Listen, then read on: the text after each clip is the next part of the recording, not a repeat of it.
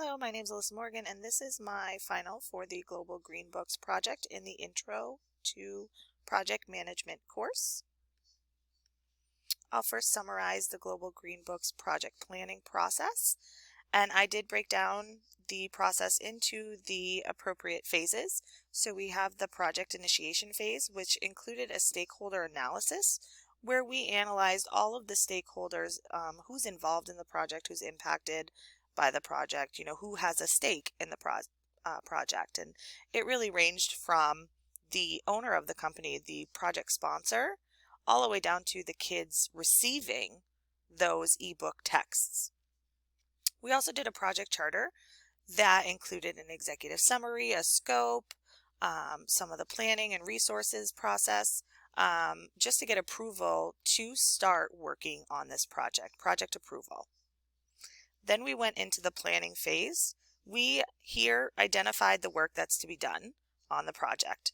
We documented the plan in great detail. It included an executive summary, a granularly defined scope, which set the parameters for the project. We had a work breakdown structure of the tasks and then subtasks included. We had milestones mentioned, as well as a schedule to say when a task would start and when a task would be completed. The plan also included all of the resources needed, including staff. It included the budget, what was allotted for money for the project and what was needed. It had a section on risk management that outlined the internal and external risks of the project. We had quality planning to ensure that we're delivering a quality project. Communication planning to make sure that everyone that needs to be informed about the progress of the project was included and communicated to. And then we received proper sign-off of the documented plan to ensure that everyone was in agreement that this is what we are going to move forward with. Then we moved into the implementation and execution phase. We didn't necessarily do this, but we read the studies, the case studies, and they did go through this phase. And in this phase is when the tasks are actually being carried out. This is when it's being executed. Monitoring the performance of the project itself happens here, as well as the individual tasks, the staff, adjustments and modifications are made and documented via a proper change process in this phase.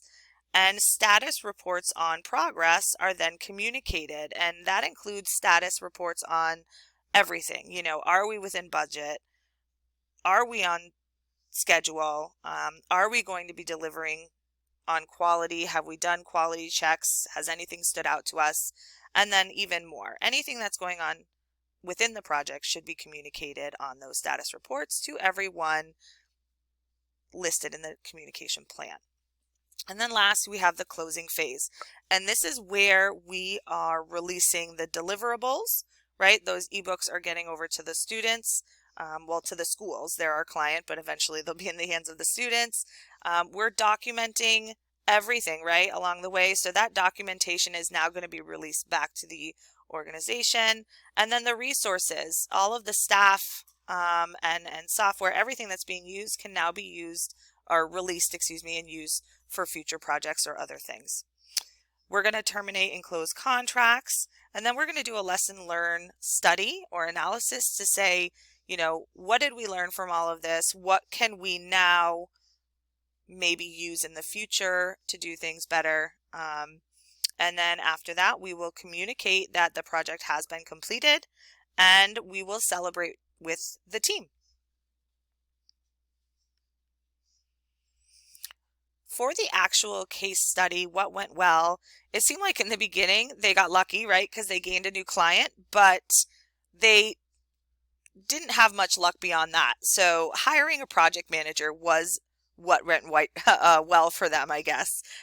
So after onboarding that project manager, they started documenting the project. They created standard job templates, manuals, and provided training.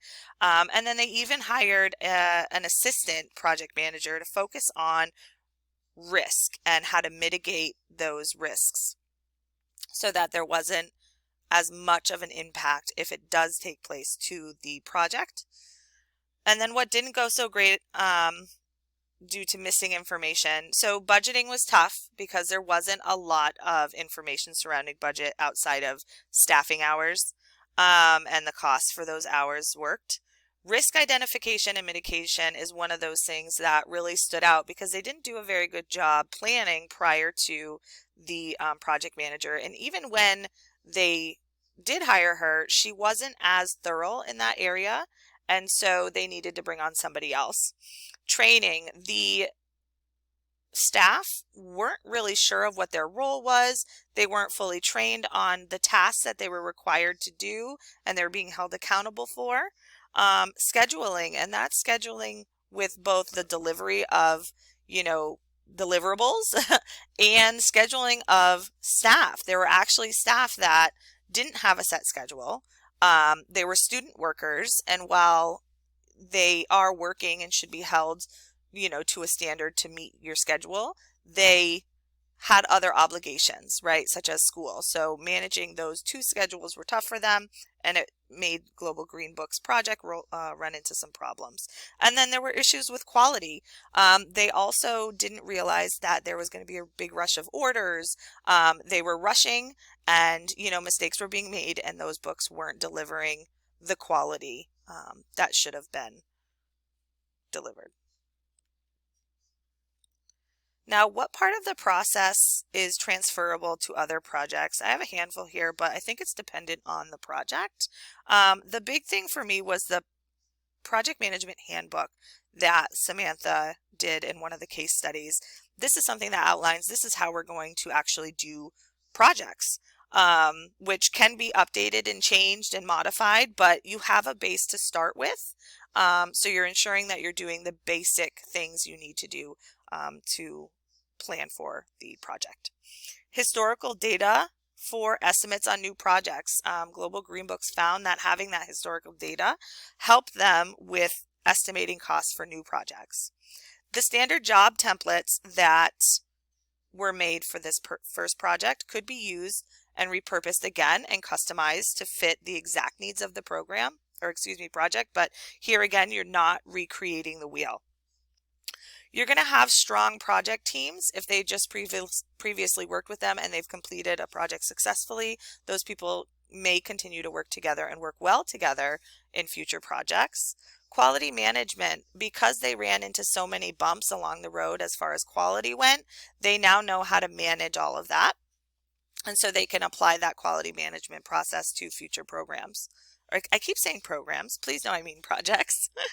And then risk management, they did hire an assistant project manager for this specific purpose, but now that they've known some of the things that could impact the project with this client, they can now see the foreseeable risks that could be involved with future projects, and they'll be sure to take those into consideration. Problems that may have been foreseen and mitigated. So this is like those risks. There were a lot of setbacks in the case studies, and it was due to, again, lack of training and understanding of staff roles, the lack of documented procedures. When Samantha came in, she actually had to make manuals for the different tasks or jobs so that people had something to refer to. So there wasn't any documented procedures. There were inconsistencies with the orders. They weren't aware that there was going to be a big surge at certain points of orders, and so when they had to rush those orders, it cost them quality and cost.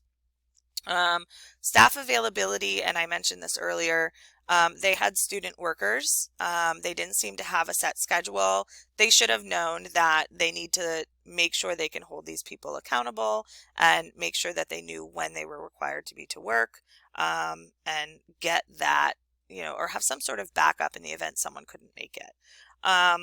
Quality and cost risks, again, unreliable staff, not necessarily because they were bad staff, but just because it was, again, just lack of planning. Rushed orders, they had that big surge of orders that they weren't ready for. It was high demand and they weren't able to meet it and keep their quality standard. And then again, lack of adequate quality management. They didn't have a really good process for managing quality until after the project during their review and their lesson learned analysis.